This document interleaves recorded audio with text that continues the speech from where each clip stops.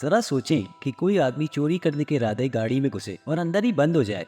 चलिए सुनते हैं हमारी आज की स्टोरी। मूवीज एक्सप्लेनेशन की वीडियोस में एक बार फिर से खुशामदीद। स्टोरी शुरू होती है कायरो नाम के आदमी से जो अर्जेंटीना के कैपिटल सिटी ब्यूनस आयर्स की सड़कों पर घूम रहा था। रास्ते में उसे एक अच्छी गाड़ी नजर आती है और वो गाड़ी का लॉक तोड़कर उसके अंदर घुस जाता है। रियल में कायरो एक प्रोफेशनल चोर था। उसने बड़ी आराम से गाड़ी का टेप निकाला और महंगे सनग्लासेस भी चुरा लिए। तभी उसे अचानक सुसु आता है तो उसने बाहर जाने के बजाय उसने गाड़ी की बैक सीट पर ही सुसु कर दिया ताकि गाड़ी के ऑनर का दिन सही से खराब हो जाए। मगर जैसे ही उसने बाहर निकलने की कोशिश की तो गाड़ी के डोर्स ऑटोमेटिकली लॉक हो गए। कायरो डर गया और उसने गाड़ी के बाकी डोर्स खोलने की कोशिश की लेकिन वो भी लॉक थे। अब उसे रियलाइज हो चुका था कि वो किसी बड़ी मुसीबत में फंस चुका है। उसने अपनी पूरी ताकत के साथ विंडोज तोड़ने की कोशिश की पर उस पर एक खरोच भी नहीं आई। फिर उसने एक डोर का लॉक अंदर से तोड़कर उसे खोलने की कोशिश की लेकिन इसी दौरान उसके हाथ में चोट लग गई और ब्लीडिंग होना शुरू हो गई। जब सारे तरीके फेल हो गए तो उसने गन से विंडशीट पर एक फायर किया लेकिन बुलेट घूमकर उसकी टांग में जा लगी। अब वहां से भी ब्लीडिंग होना स्टार्ट हो गई। फिर उसने अपनी शर्ट निकालकर जख्म पर बांध दी। थोड़ी देर बाद जब एक औरत वहां आई और गाड़ी के शीशे में देखकर लिपस्टिक लगाने लगी तो कायरो को उम्मीद की किरण नजर आई। उसने उसे बहुत आवाजें दी लेकिन ऐसा लग रहा था कि उस औरत को गाड़ी के अंदर कुछ दिखाई नहीं दे रहा था और वो खामोशी से वहां से चली गई। फिर कायरो ने अपनी वाइफ को फ़ोन करने की कोशिश की तो उसका फ़ोन की बैटरी अचानक डेड हो गई। इस तरह कई घंटे गुजर गए और कायरो थक हार कर सो गया। नेक्स्ट मॉर्निंग जब वो नींद से जागा तो वो बहुत प्यासा था। आसपास पानी ना होने की वजह से उसने शीशे पर लगी शबनम को चाट कर अपनी प्यास बुझाने की कोशिश की। वो गाड़ी में फंसा हुआ बहुत बोर हो गया था तो उसने अपने बैग से टेप निकाला और म्यूजिक सुनकर अपना दिल बहलाने लगा। फिर जैसे ही रेडियो पर उसका फेवरेट सॉन्ग प्ले हुआ तो वो उसमें इतना खो गया कि वो अपनी सारी तकलीफें ही भूल गया। जब सॉन्ग खत्म होता है तो कायरो अपनी पूरी ताकत से वो डोर खोलने की कोशिश करता है। तभी गाड़ी के स्टीरियो में एक कॉल आती है। कायरो ने जैसे ही कॉल अटेंड की तो उसमें एक आदमी की आवाज़ आई। उसने अपना नाम डॉक्टर एनरिकी फरारी बताया और वो इस गाड़ी का मालिक था और ये गाड़ी अब तक 28 बार चोरी हो चुकी थी और कायरो इसको चुराने वाला 29वां आदमी था। ये सुनकर उसने एनरिकी से कहा कि मुझसे गलती हो गई है, मुझे जाने दो। लेकिन एनरिकी ने कहा कि ये सब इतना ईजी भी नहीं होने वाला। इसके बाद वो कायरो को गाड़ी के फीचर्स बताने लगा। वो इस गाड़ी को 4x4 कहता था क्योंकि वो इस गाड़ी के सिक्योरिटी सिस्टम अपने फ़ोन से ही कंट्रोल कर सकता था और सोने पर सुहागा इस गाड़ी से कोई भी आवाज़ बाहर नहीं जा सकती थी और इसके शीशे भी बुलेट प्रूफ थे और बाहर से कोई भी गाड़ी के अंदर नहीं झांक सकता था। और इसके अलावा गाड़ी में 120 लीटर पेट्रोल मौजूद था जिसका सीधा सीधा मतलब था कि गाड़ी किसी बॉम्ब से कम नहीं। एनरिकी ने उसे खबरदार करते हुए कहा कि अगर उसे ज़बरदस्ती डोर खोलने की कोशिश की तो इतना ज़बरदस्त ब्लास्ट होगा कि गाड़ी के साथ साथ उसके भी परकच्छे उड़ जाएंगे। फिर एनरिकी ने उसे अपने बारे में बताया कि वो क्विल्मस में रहने वाला 60 साल डॉक्टर है। बचपन में उसके घर पर कभी दरवाजे बंद नहीं होते थे क्योंकि किसी भी किस्म की चोरी होने का डर नहीं था। वो उसी पुराने वक्त में वापस जाना चाहता है। फिर एनरिकी ने पूछा कि अगर तुम्हारा बेटा चोरी करता तो तुम क्या करते। लेकिन अब तक कायरो हमारे गुस्से के परेशान हो चुका था और उसने एनरिकी को पुलिस में कंप्लेंट करने की थ्रेट दी। जब एनरिकी ने इस पर भी कोई जवाब नहीं दिया तो कायरो ने कहा कि वो यहाँ से आज़ाद होगा तो वो उसको और उसकी फैमिली को जान से मार देगा और उसी वक्त कॉल ही कट गई। थोड़ी देर बाद एनरिकी ने गाड़ी का एसी लो टेम्परेचर पर चलाकर कायरो पर और टॉर्चर करना शुरू कर दिया। कायरो ने एसी को ऑफ करने की कोशिश की लेकिन कोई फायदा नहीं हुआ। आखिर में उसने ठंड से अपने आप को बचाने के लिए जख्म से अपनी शर्ट उतार कर वापस पहन ली। फिर उसने अपनी जीन्स का कपड़ा फाड़ कर अपनी चोट पर बांध लिया। कायरो की हालत अब खराब होने लगी थी। हाइपोथर्मिया से उसके होंठ नीले पड़ने लगे थे और तभी एनरिकी ने फ़ोन करके उससे वही सवाल दोबारा पूछा। उससे प्रॉमिस किया कि कायरो का जवाब अगर सही हुआ तो एनरिकी उसे पीने के लिए पानी तो ज़रूर देगा। ये सुनकर कायरो ने सवाल का जवाब दिया लेकिन एनरिकी को वो जवाब समझ नहीं आया। मुकम्मल तरीके से टूट चुके कायरो ने हाथ जोड़ते हुए कहा कि उसे सबक मिल गया है लेकिन एनरिकी को इस बात से कोई फ़र्क नहीं पड़ा। फिर एनरिकी ने उससे कहा कि लास्ट ईयर जब उसकी बेटी गाड़ी पार्क कर रही थी तो 4 लड़के उसके घर में घुस गए। उन चारों ने पूरे 3 घंटे तक एनरिकी की नवासी को कैदी बनाकर रखा लेकिन कायरो को उसकी इन बातों में कोई इंटरेस्ट नहीं था। उसने कहा कि कौन सा डॉक्टर एक जख्मी आदमी को कैदी बनाकर रखता है। आखिर में कायरो ने फ़ोन कटने से पहले एनरिकी को ये सोचने को कहा कि वो कैसा डॉक्टर है। उसी दौरान जब कायरो बाहर निकलने के तरीके सोच रहा था तो उसे पुलिस कार नजर आई।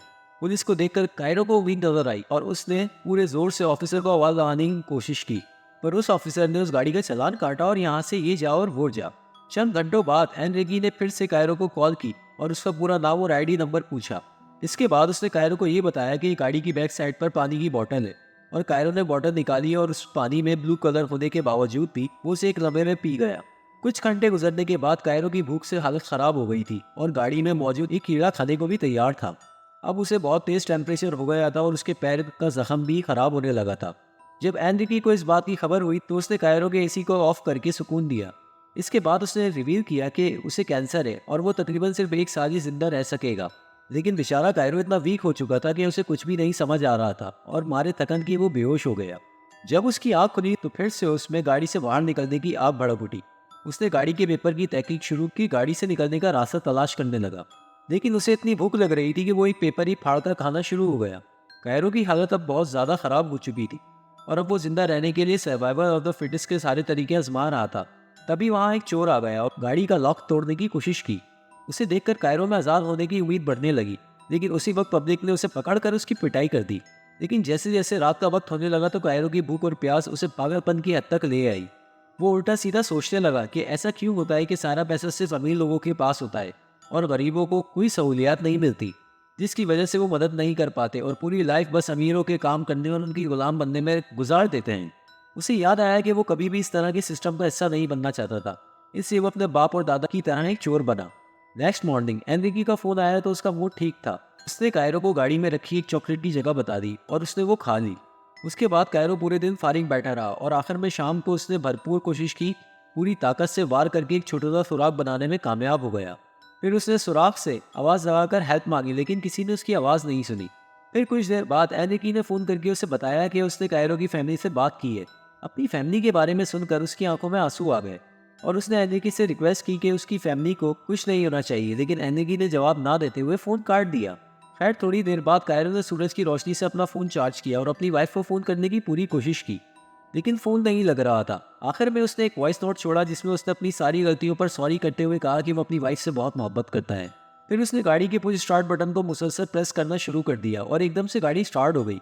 कायरो ने फौरन सीट बेल्ट बांधा और गाड़ी रिवर्स करने लगा, लेकिन तभी रिवर्स गियर फंस गया और उसे गाड़ी रिवर्स ही चलानी पड़ी।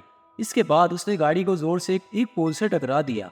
खुशकिस्मती से टाइम पर गाड़ी के एयरबैग्स खुल गए और उसकी जान बच गई। बहरहाल वो गाड़ी के टकराने की वजह से कमज़ोर हुए शीशे को तोड़कर गाड़ी से बाहर निकल आया।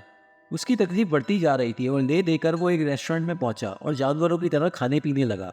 उसी वक्त मैनेजर ने आकर उसे खाने का बिल पे करने को कहा तो कायरो ने गुस्से में आकर उसे शूट कर दिया। उसी वक्त वो होश में आया तो उसे एहसास हुआ कि ये तो सिर्फ एक ख्वाब था, वो अब भी गाड़ी में फंसा हुआ था। अचानक उसे एनरिकी का फोन आया। कायरो ने उससे एक लास्ट हेल्प मांगी, लेकिन एनरिकी नहीं माना। वो जोर जोर से हंसने लगा और गाड़ी के सामने आकर खड़ा हो गया। फिर एनरिकी गाड़ी के अंदर आकर बैठा और कायरो के जख्मों पर दवाई लगाई। कायरो की हालत इतनी खराब हो गई थी कि उसमें बाहर निकलने तक की ताकत नहीं बची थी। फिर उसने जैसे जैसे गन निकाली और एनरिकी पर फायर कर दिया। उसका निशाना चूक गया। बहरहाल वो कोशिश करके गाड़ी से निकलने में कामयाब रहा। फिर कायरो बड़ी मुश्किल से हवाई फायरिंग करते हुए आगे बढ़ रहा था। इतने में एनरिकी ने उसे मारा और पकड़कर गाड़ी में डालने की कोशिश की और तभी उन्हें एक पुलिस वाले ने देख लिया और एनरिकी को गन नीचे करने को कहा। एनरिकी ने उसकी बात पर कान ना धरे और इस तरह 2 घंटे में काफी पुलिस और मीडिया वाले और पब्लिक का वहां हुजूम लग गया। एनरिकी ने अभी तक कायरो पर बंदूक तान रखी थी। इतनी कोशिशों के बावजूद भी वो इसे छोड़ने के लिए राजी नहीं था। तो एक स्पेशल आर्बिट्रेटर को वहां बुलाया गया। उसने एनरिकी से पूछा कि आखिर वो क्या चाहता है और उसे पूरे मुल्क की आवाम सुन रही है। एनरिकी ने कहा कि वो रोज रोज की परेशानी से तंग आ चुका है, जिसके बारे में गवर्नमेंट कुछ भी नहीं कर सकती। उसे डेली 2000 डॉग्स की पोटी हटाकर जॉब पर जाना पड़ता है, क्योंकि लोग डॉग्स तो रख लेते हैं लेकिन उनका ख्याल नहीं रखते। सोने पर सुहागा वो गदारों से भरी नालियों और रोड्स पर पड़े कचरे से परेशान हो चुका था। इसके अलावा लोगों के पास रहने को घर तक नहीं है, जिसके बायस उसे बहुत तकलीफ होती है। ये सब सुनकर लोगों की हमदर्दी एनरिकी की तरफ पलट गई, लेकिन आर्बिट्रेटर ने हार नहीं मानी और आखिरकार उसने एनरिकी को कायरो का आज़ाद करने के लिए मना लिया। इसके बाद उसने एनरिकी को खुद को पुलिस के हवाले करने को कहा, मगर उसके बाद एनरिकी ने अपनी गाड़ी में बैठकर टाइमर ऑन कर दिया और उसके बाद गाड़ी में खौफनाक ब्लास्ट हुआ, जिससे एनरिकी मौके पर ही मर गया। लेकिन खुशकिस्मती से और जानी या माली नुकसान नहीं हुआ। आखिर में कायरो को हॉस्पिटल लाया गया और आम लोग बस यही सोचते रह गए कि एनरिकी कैसा इंसान था, सही या गलत। और ये मूवी इसी सीन के साथ साथ यहाँ पर एंड हो जाती है। Thank you for watching.